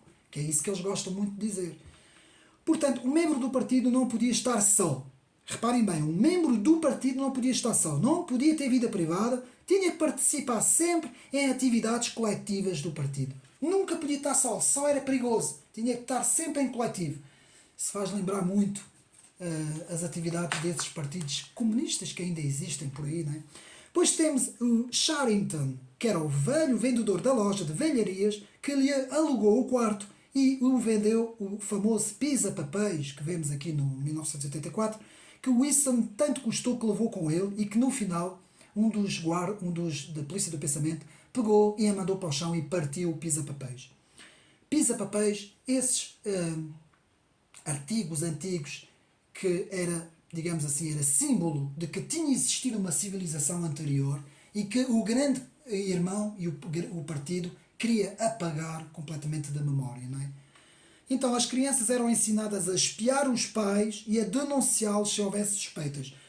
Winston Smith, há uma parte no início do livro que ele vai consertar o cano de uma vizinha que se chamava pessoa, não é? E que os filhos andavam a brincar com pistolas daquelas falsas e andavam a brincar que eram os agentes do partido. E andavam-se a matar um ao outro, a brincadeira, não é? Dizendo que tu és um dissidente, o partido, a polícia de pensamento tem que te prender. E elas próprias diziam, mãe, nós queremos ir ver o julgamento. Havia julgamentos, não é? Em que dissidentes eram julgados e eles não queriam perder nada. Vejam bem, crianças a ver pessoas mortas, como aquela sociedade funcionava para formatar a cabeça das pessoas. E, meus amigos, as crianças é a chave de formatagem. Qualquer poder sabe que é formatando as crianças que eles conseguem fazer o futuro. Não é por acaso que nós estamos a ter todas essas ideologias a quererem entrar para dentro das salas de aula para formatar as nossas crianças. Porque eles sabem que as crianças vão crescer e vão ser o futuro. Bom, vamos continuar. Depois temos todos os documentos e livros foram reescritos, todos os quadros pintados de novo, todas as ruas, estátuas, edifícios rebatizados, as datas foram alteradas, a história parou, nada existe a não ser o presente sem fim, em que o partido tem sempre razão e o grande irmão observa toda a gente. Esta é a base do livro de 1984, que é um colectivismo oligárquico regido por um símbolo que é o olho, que é o grande irmão. Então, os poderes do mundo estavam repartidos nas seguintes ideologias, que nós gostamos muito aqui de estudar a ciência política. Então, temos na Oceania, temos o Socing, que é o socialismo inglês, não é? Um trocadilho que fez George Orwell. Depois temos na Eurásia tínhamos o neoliberalismo e na Lestácia tínhamos o chamado culto da morte. A Eurásia pertencia àquela parte toda mesmo da Rússia e da Ásia, daquela parte toda, e a Lestácia era aquela zona toda cá embaixo da África, aqui mais ou menos até, e depois a Oceânia era a Inglaterra, a América e um bocado da Europa. Portanto, era assim que era dividida aquelas regiões, não é? Então, a única base segura para a oligarquia é o coletivismo. Vou repetir. A única base segura para uma oligarquia é o coletivismo. A riqueza e os privilégios são mais fáceis de defender quando possuídos por um pequeno número. Exatamente o que se passa. e o que se passa hoje no nosso mundo. A abolição da propriedade privada tem piada porque isto é o que querem fazer, não é? A abolição da propriedade privada no povo representa a concentração da propriedade de um pequeno número de mãos. Sempre que ouvirem alguém que vem dizer a propriedade privada é um mal, temos que abolir a propriedade, vocês não vão possuir mais casas, não vão possuir mais carros, alguém vai possuir isto tudo. Vocês não vão ter nada, mas alguém vai ter. É a mesma coisa que a família. Família patriarcal. Patriarca não existe, meus amigos. Família patriarcal não existe. Justamente, se houver alguma família patriarcal, são essas grandes famílias bancárias, não é? Porque a família patriarcal não existe. O que existe é a família nuclear. Pai, mãe e filho. Poderá haver um avô, uma avó ainda vivos. Agora, quando eles dizem temos que abolir a família patriarcal, a família nuclear, a família tradicional, eles esquecem-se de dizer uma coisa, que é, temos que abolir a vossa família, não é a nossa, é a vossa. Porque a nossa nós temos que proteger a nossa, é a vossa que temos que abolir. É assim que o socialista e que o comunista pensa. É sempre socialismo para os outros, não se esqueçam disto. Portanto, nunca ninguém viu o grande irmão, só um rosto nos cartazes, ou uma voz no telecrã, ou uma imagem no telecrã, isso também já vimos. Abaixo o grande irmão, portanto, debaixo do grande irmão, vem o partido interno, que é um sistema piramidal, o grande irmão, o partido interno, que é a elite, o partido externo, e depois temos os prolos, que são os proletários, que prefazem 85%, como já disse. Portanto, o descontentamento da população é canalizado nos 2 minutos do ódio contra Goldstein, como já vimos.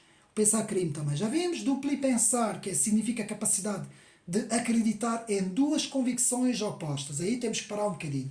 O duplo pensar, o duplo pensamento, é duas coisas opostas serem verdades. Fazer com que aceitemos duas coisas opostas. Vocês sabiam que para baralhar é a palavra que eu vou utilizar, a psicologia de massa é fazer ideias, constantemente mandar ideias contraditórias para o público. E nós vimos nesta engenharia social de 2020, que eu não vou falar aqui muito por causa do canal, a contradição de tudo o que aconteceu. Todas as medidas, desde a máscara, tudo o que aconteceu, ou era bom, ou era mau, ou funcionava, ou não funcionava. Um mês vinham dizer que funcionava, no outro mês vinham dizer que não funcionava. O baralho foi tão grande que acabou por criar um duplo pensar na população. Que é, a verdade e a mentira é a mesma coisa. Não, meus amigos, a verdade e a mentira é oposto. A verdade é uma coisa, a mentira é o oposto. Os opostos não é a mesma coisa. Nós temos que ter isso em mente. E isto é o princípio de base da inteligência humana. Que é isso que viu muito bem Aristóteles, o filósofo, ao fazer as 3 grandes leis, a lei da não contradição, a lei da identidade e a lei do terceiro excluído. Meus amigos, tendo essas 3 leis, que são as bases da lógica humana, ninguém nos pode enganar, meus amigos. E a própria Bíblia, também podemos ir buscar, ela própria diz que a tua resposta seja sim ou que a tua resposta seja não. Tudo o que vem no meio vem do maligno. Portanto, o duplo pensar é justamente pegar nas duas coisas, misturar e dizer que é a mesma coisa. Ou então, ai daquele que chama o bem mal e ai daquele que chama o mal o bem. Meus amigos, na palavra de Deus está bem explícito. As coisas estão no seu devido lugar. Existe a verdade e existe a mentira. Não venham agora dizer que as coisas são iguais, que é tudo relativo.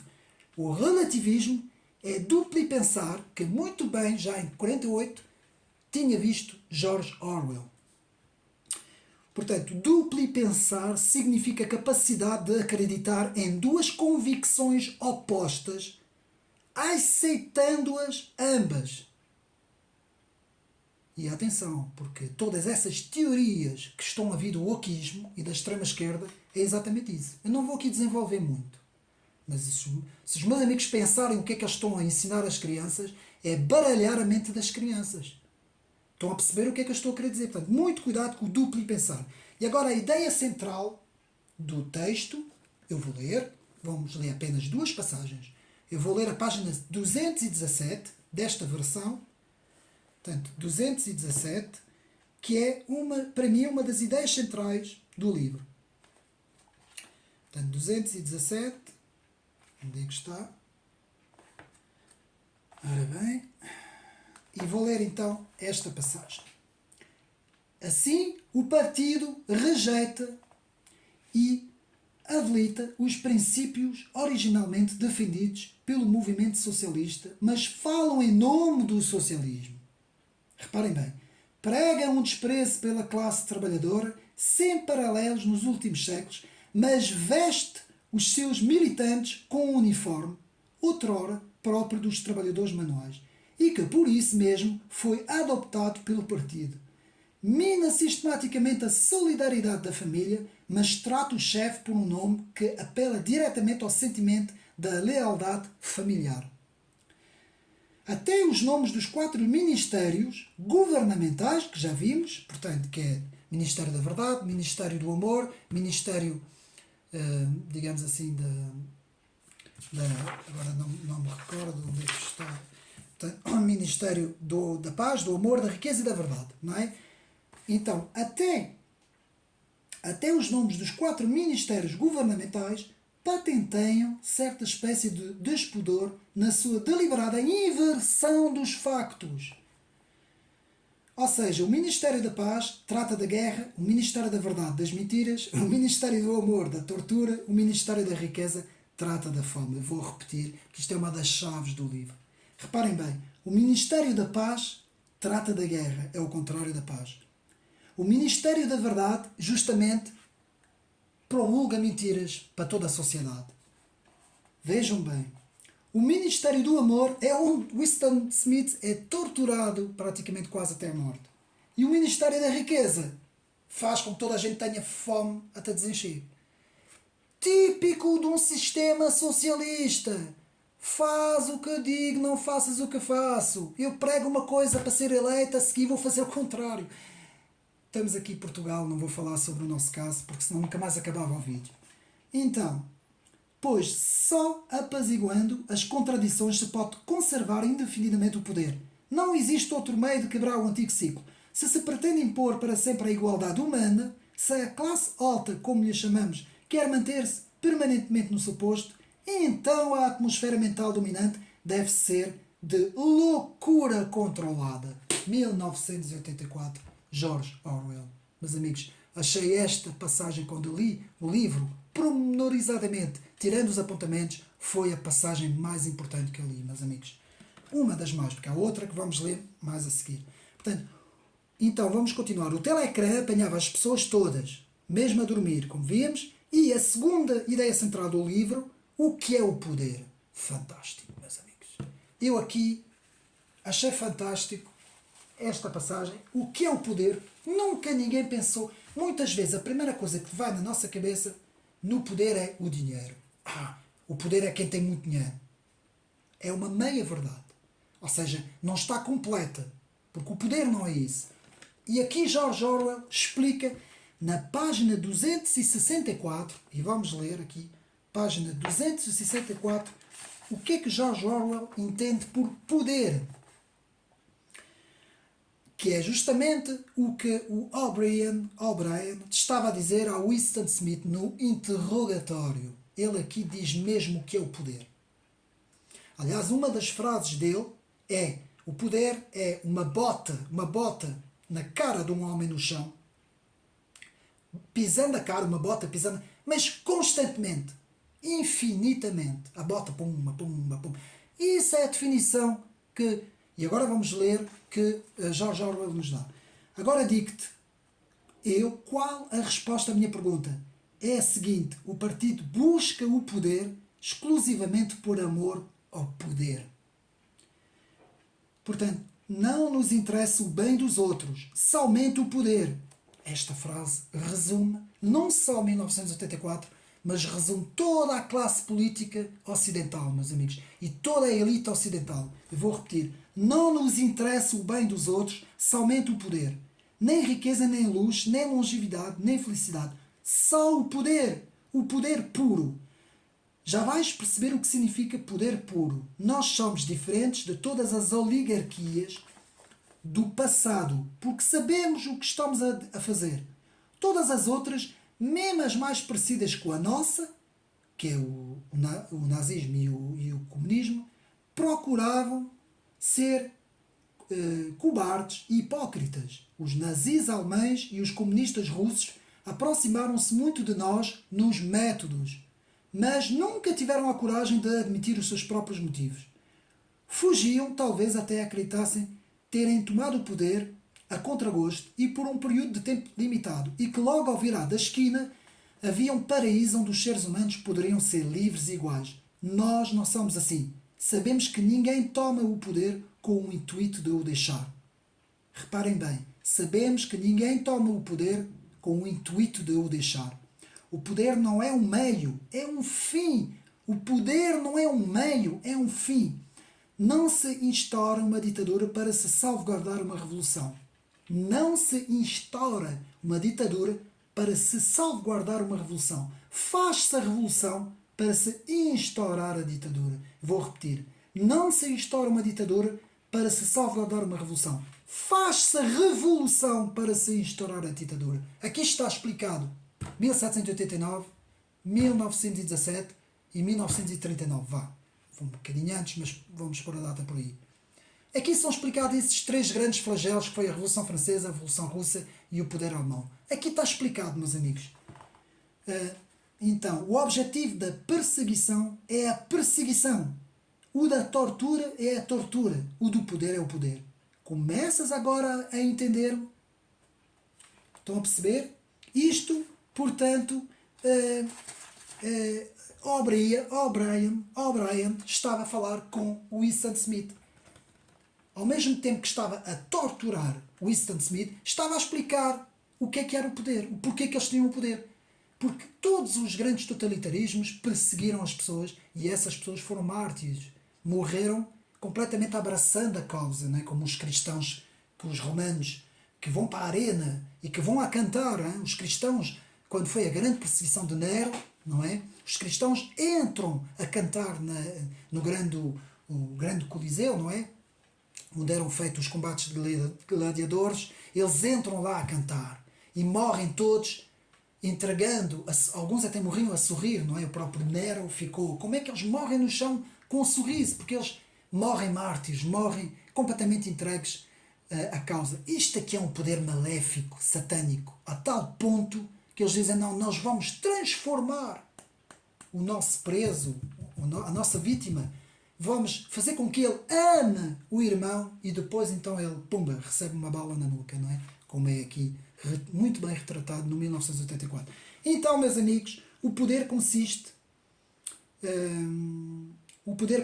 em, digamos assim, desagregar a mente humana para reconstruir. Vou repetir, o poder, portanto o resumo que temos estado a falar, poder consiste em desagregar a mente humana para reconstruir sobre uma forma nova. Lá está. É sempre o novo. Sempre o novo. O poder consiste em infligir dor e humilhação. O'Brien para Winston Smith. O poder não é ter dinheiro, é ter controle sobre os outros. Eu vou repetir.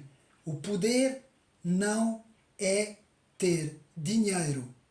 O poder é ter controle sobre os outros. Eu aqui resumo tudo. O livro de 1984 está resumido aqui nesta frase.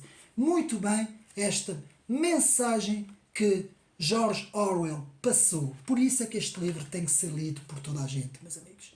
Este livro devia ser obrigatório nos estudos. Toda a gente devia ler este livro, 1984. Porque aqui nós temos a definição do que é o poder maléfico. Não é? Do que é as forças do mal, o que elas querem é controle absoluto sobre as pessoas. E controle não só do corpo, porque isso eles sabem que podem ter, mas também do espírito. E fazendo esse transporte desta situação, não é? Que eles mudavam o preso, aquele que era preso, não é? Mudavam a mente dele e depois matavam-no, quando ele amasse o partido, eles matavam-no, fazendo essa transposição para o cristianismo, meus amigos. Aquilo que as forças do mal querem não é matar o corpo do cristão, porque isso eles sabem que eles a qualquer momento podem chegar e matar o cristão. O que eles querem é fazer com que o cristão negue a Jesus Cristo. Meus amigos, isso é a base de toda a história da humanidade. Das forças do mal contra as forças do bem. E mais não me vou ater e continuar, porque eu sei que há também muita gente neste canal que não é religioso e que não vai entender isso dessa forma, mas isto é apenas um exemplo, não é? Então, na parte final do livro, a tortura, a Winston Smith, é o poder do homem sobre o homem levado ao limite. Meus amigos, conclusão. 1984 está para o século XX como o Leviatã de Thomas Hobbes estava para o século XVII. Muito bem visto isso também, podemos ver. Portanto, aqui temos esta grande frase que foi dito do 1984, que estava para o século XX como o grande Leviatã de Thomas Hobbes. O Leviatã é o Estado absoluto, não é? Que na ciência política Thomas Hobbes tinha mais ou menos fundamentado quando falou no seu famoso contrato, o primeiro contrato, não é, de Thomas Hobbes.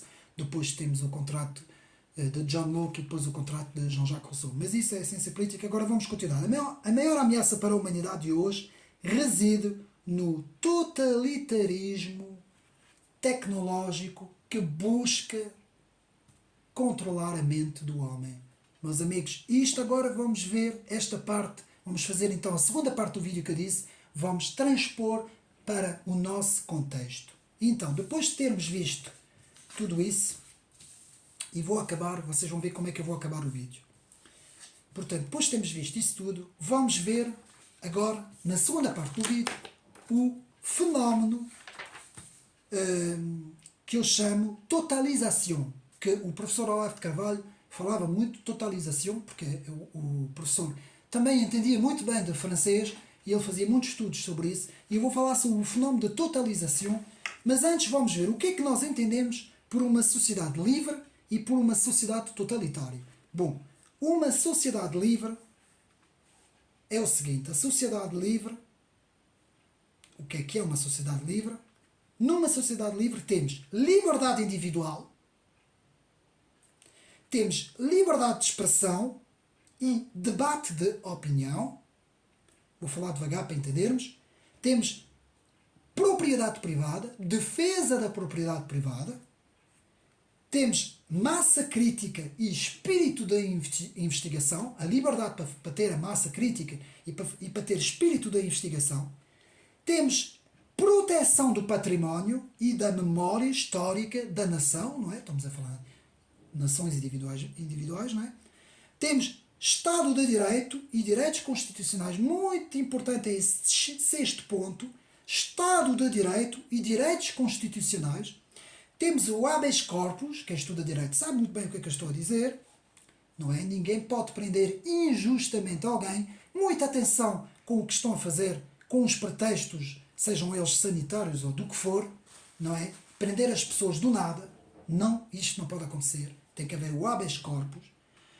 E direito à integridade física e inviolabilidade do corpo. Porquê é que esta parte aqui, ausência, direito à integridade física e inviolabilidade do corpo, é muito importante? Porque o corpo humano da pessoa é da pessoa, não é de mais ninguém. Pertence à pessoa também. Já sei que muita gente vai pegar nisso e vai dizer, por isso é que os pró-abortistas têm direito. Então agora você está a dar razão. Não, eu não estou a falar disso. Não estou a falar, porque aí temos outra vida. Temos duas vidas. Estou a falar do corpo humano. Ninguém pode obrigar ninguém a fazer absolutamente nenhuma experiência no corpo humano. Seja ela qual for. Por meios sanitários, por meios ambientalistas, por meios energéticos, por meios económicos, por meios político-filosóficos, por meios religiosos. Ninguém pode. O corpo é inviolável. Ninguém pode chegar ao pé de mim, você tem que fazer isso, tem que meter isto, tem que fazer aquilo, tem que coisa, tem que isto, tem que aquilo, tem que aquilo. Não. Se eu disser que sim, se eu autorizar, porque o corpo é meu, senão estamos num totalitarismo. Pegam a mim, levam-me e matam-me. Já não tenho direito sobre o meu corpo. Eles é que têm direito sobre o meu corpo. Portanto, numa sociedade livre, ninguém pode mexer no corpo de ninguém. Então vou repetir.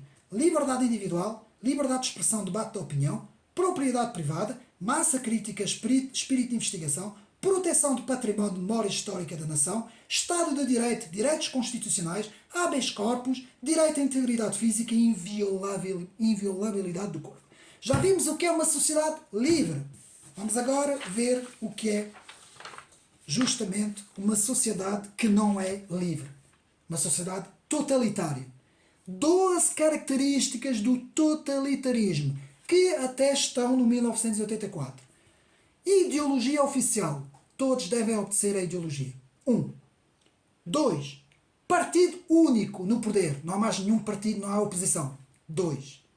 3. Terrorismo de Estado. Nós é que mandamos. Quem não está contente, pum. 4. Monopólio das forças de segurança e das forças armadas. 5. Monopólio dos meios de comunicação social. Ocupação dos espaços da comunicação. Comunicação social é nossa. 7. Ausência de debate contraditório. Já não preciso, nem sequer preciso comentar, meus amigos. 8. Controlo das tecnologias ao serviço do partido e do grande irmão, que é o que acontece aqui. 9. Partido ou oligarquia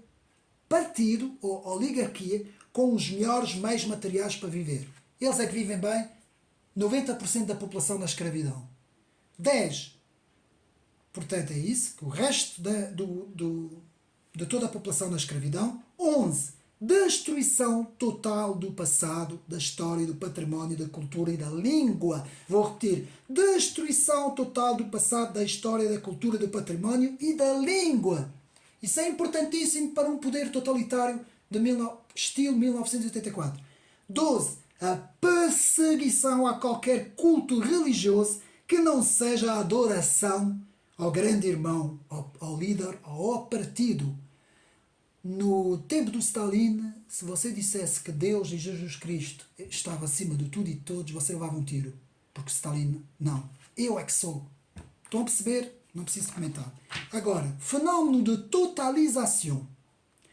Qualquer discurso argumentativo contra o pensamento único, politicamente correto ou wokeismo, que são dois exemplos que estou a dar, é um discurso de poder. Poder burguês e capitalista da extrema-direita, não é? Ou seja, qualquer pessoa que quer se opor a um sistema totalitário é desacreditado. E a maior parte da esquerda faz muito bem isso. Isto é um poder burguês, é um poder capitalista, é um poder fascista. Já sabem como é que é, não é? Não precisa aqui. Todos são cancelados e silenciados. Ou seja, quase vaporizados. Não chegamos aqui, mas quase. E então, como é que nós temos então este fenómeno de totalização? Aonde é que aparece este fenómeno de totalização? Ele aparece, meus amigos, com o kantismo. Não que eu tenha alguma coisa contra Manuel Kant, mas eu vou explicar porque é que eu estou a dizer isso. Toda a origem da desconstrução aparece principalmente com o kantismo, que vai preparar a Revolução de 1789. E porquê isto? Agora é filosofia, meus amigos vão ter que ter paciência e vão ter que perceber. Os fenómenos foram dissociados da realidade. Eu vou repetir, porque esta parte agora é um bocadinho complexa e vou pedir aos meus amigos para entender, quem quiser passar apontamentos também, porque esta parte é um bocadinho complexa. Precisa entender um bocadinho de filosofia, mas eu explico. Os fenómenos foram dissociados da realidade. O que pode ser conhecido é o fenómeno organizado na mente, com os conceitos construídos do espaço e do tempo, que é exatamente isso que Immanuel Kant disse. Immanuel Kant disse, já não se consegue diretamente ver o que é conhecido à nossa frente, o realismo, apenas a nossa mente consegue organizar tudo com conceitos de espaço e do tempo. E ao fazer isso, o que é que Immanuel Kant foi fazer? Porquê? Na oposição filosófica entre o racionalismo e o empirismo inglês, aparece Immanuel Kant, que vai tentar fazer a ponte entre o empirismo e o racionalismo, que foi um erro enorme ao confundir a percepção de essências com a criação de conceitos que as expressam. Eu vou repetir para que não seja muito complicado. O grande erro de Immanuel Kant ao fazer a síntese entre o racionalismo e o empirismo foi confundir a percepção das essências com a criação dos conceitos que as expressam. E os conceitos que expressam essas essências não é a mesma coisa que as essências em si. E vamos outra vez cair no debate entre realistas e nominalistas. E o que dominou todo o século XVI, XVII, XVIII, XIX e XXI agora é precisamente o nominalismo. Ao passo que era o realismo que devia ter ficado.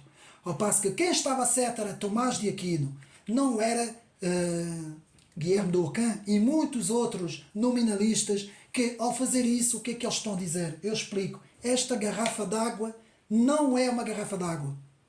Não é. Sou eu na minha cabeça que organizo, por meio dos conceitos, que isto é uma garrafa d'água. Ao fazer isso, meus amigos, tudo pode vir a ser uma construção social. Então eu, a partir de agora, sou um caminhão da TIR.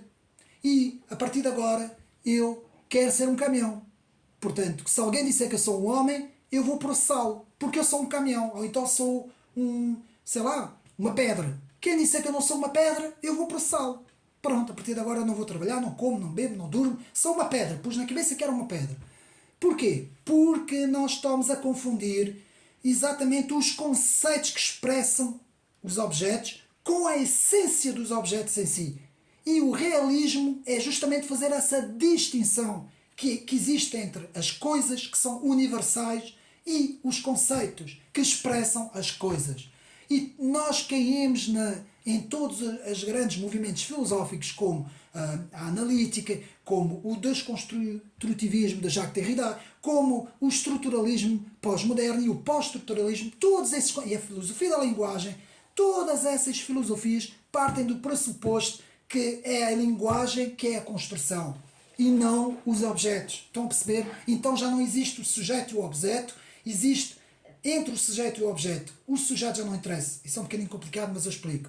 O objeto também não interessa. O que interessa é a linguagem e o que interessa é a construção da linguagem e o que interessa é a estrutura da linguagem. Então eu posso dizer o que eu quiser. Eu sou um extraterrestre. Pronto, porque a minha linguagem expressa que eu sou um extraterrestre. E agora quem é que vai dizer o contrário? Quem pode dizer o contrário? Estão a perceber o que é que eu estou a querer dizer? E com isso multiplicado por 1000, chegamos ao século XXI, com as ideologias loucas do wokeismo e do hiper-wokeismo, que dizem, por exemplo, como as últimas que eu vi, que se alguém quiser ser um comboio ou se alguém quiser ser um avião, pode ser. A sociedade tem que proteger uma pessoa que diga que é um avião ou que é um comboio. Vocês já viram a loucura que nós estamos a entrar? É loucura, e o pior é que isto pouco a pouco vai entrando nos currículos escolares e vai começando a ser ensinado nas escolas. Estão a perceber? Não agora ainda desta forma, mas um dia vai ser. Há pessoas que dizem que são gatos, há pessoas que dizem que são isto, que são aquilo. Há um homem há pouco tempo que disse que era bebê. Disse que era um bebê, tinha meses, vestia fraldas e tudo. A loucura é tão grande, nós temos de ter cuidado. E eu vou repetir, confundir a percepção das essências com a criação dos conceitos que expressam. Então, percepção das essências do real, criação de conceitos que as expressam. Ora, ao dar ênfase nos conceitos criados, ao invés de tentar entender as essências no plano da realidade, que é o realismo. Hoje, tudo é uma construção social que pode ser do poder de opressão ou do grupo oprimido. E isto dá as bases para o totalitarismo, para o fenómeno totalização. Tudo é totalitarismo. Estão a perceber? Meus amigos, eu espero que tenham tentado compreender tudo isso, porque a última coisa que nós podemos perder é a razão, o racionalismo. E hoje vivemos num mundo emotivo. É tudo emoção. Tudo isso que nós estamos a ver é emoção, meus amigos. Todos esses shows que há aí, esses músicos, é tudo emoção. Os miúdos, 16, 17, 18, estão completamente na base do emotivo e estão completamente antirracionais. E eu não sei em que mundo nós entramos. Eu quero agora, para acabar o vídeo, dizer, e vou acabar com isto, mas antes quero dizer que o livro está à venda. Comprem o livro, 1984, George Orwell. Há várias traduções, várias editoras editaram o livro. Esta é muito boa, esta tradução. Lê-se bem, 300 e tal páginas, como eu disse. Quase que é um livro de bolso, leva-se muito bem, lê-se bem. Comprem, meus amigos, vale a pena. É recomendação do meu canal a 100%, a 1000%, meus amigos. Comprem. E agora quero acabar com esta citação da Declaração da Independência dos Estados Unidos, de 1776. Documento histórico dos Estados Unidos. Neste caso, esta versão é de 1988, mas é o documento escrito em 1776, Declaração da Independência, que diz assim: todos os homens são criados iguais, dotados pelo Criador de certos direitos inalienáveis, entre os quais figuram a vida, a liberdade e a busca da felicidade. Para assegurar estes direitos entre os homens, se instituem governos que derivam seus justos poderes do consentimento dos governados. Que derivam seus justos poderes, vou repetir, do consentimento dos governados. Sempre que uma forma de governo se dispõe a destruir estas finalidades, cabe ao povo o direito de alterá-las ou aboli-las. Ao povo, população, povo, aquilo que eles agora chamam de populismo, que eles odeiam, não é? E instituir um novo governo, assentando o seu fundamento sobre tais princípios: vida, liberdade, busca da felicidade, e organizando seus poderes de tal forma que a ele pareça ter maior probabilidade de alcançar-lhes a segurança e a felicidade. Este preâmbulo da Declaração da Independência dos Estados Unidos é digamos assim, um pequeno preâmbulo, uma pequena passagem, digamos assim, que refuta todas as maiores ditaduras do mundo, de todos os tempos, de todos os lugares e de todas as épocas. Porque o princípio máximo de todo o universo, meus amigos, não só da Terra, mas de todo o universo, é a vida, é a liberdade e a busca da felicidade. Com isso vêm todas as outras coisas. O culto, quem quer ser religioso, quem quer ser ateu também, quem quer ser filósofo, quem não quer ser nada. Todo o direito encontra-se aqui nessas três: vida, liberdade e busca da felicidade. E ninguém pode ser prejudicado. E sempre que aparece um governo que vai favorecer uns em detrimento de outros, então aí nós temos o fenómeno totalização, que falava o professor Olavo, e temos o governo totalitário de 1984. Tudo pelo partido, nada contra o partido. E por isso, meus amigos, tenham cuidado quando ouvirem frases do género: não há tolerância para, não há tolerância para para os amigos da liberdade, porque isso é falso, meus amigos. Já não sei, há uma frase que agora não me recordo qual é, ou para a tolerância, ela só existe para nós, não existe para os outros, não é? Que é essa frase que a esquerda e que a extrema-esquerda tanto gostam de citar, não é? Os únicos que podem ser tolerados é o nosso campo, não é? E, meus amigos, para acabar o vídeo, espero que não haja problemas com o que eu vou dizer agora, quando eu vejo manifestações com crianças lá, manifestações, e vejo símbolos, que eu até não vou dizer o nome, símbolos, não têm a ver com assuntos sexuais, nem têm a ver com minorias, não, símbolos muito piores, meus amigos, que aí tem a ver com espiritualidade, símbolos das forças do mal, é assim que eu vou dizer para não haver problema aqui no canal, que eu não posso dizer a palavra mesmo. E quando eu vejo essas manifestações das cores, para não haver problema, com todas as cores, e com esses símbolos do mal, eu pergunto: então, mas não há censura para esta gente, com crianças lá? E um cristão, alguém que disser alguma coisa, é cancelado, é censurado? Mas onde é que está a justiça? Onde está a busca da vida, da liberdade e da felicidade? Se estão a cancelar todos aqueles que querem proteger a vida, querem proteger a liberdade e querem proteger a felicidade. E, meus amigos, já acabo com isso. Espero que mais uma vez tenha sido útil. Não percam o próximo vídeo sobre o estudo de alguns livros sobre o estudo da ideologia globalista, que eu vou fazer um vídeo sobre isso. Meus amigos, espero que tenham gostado. Um abraço e até uma próxima.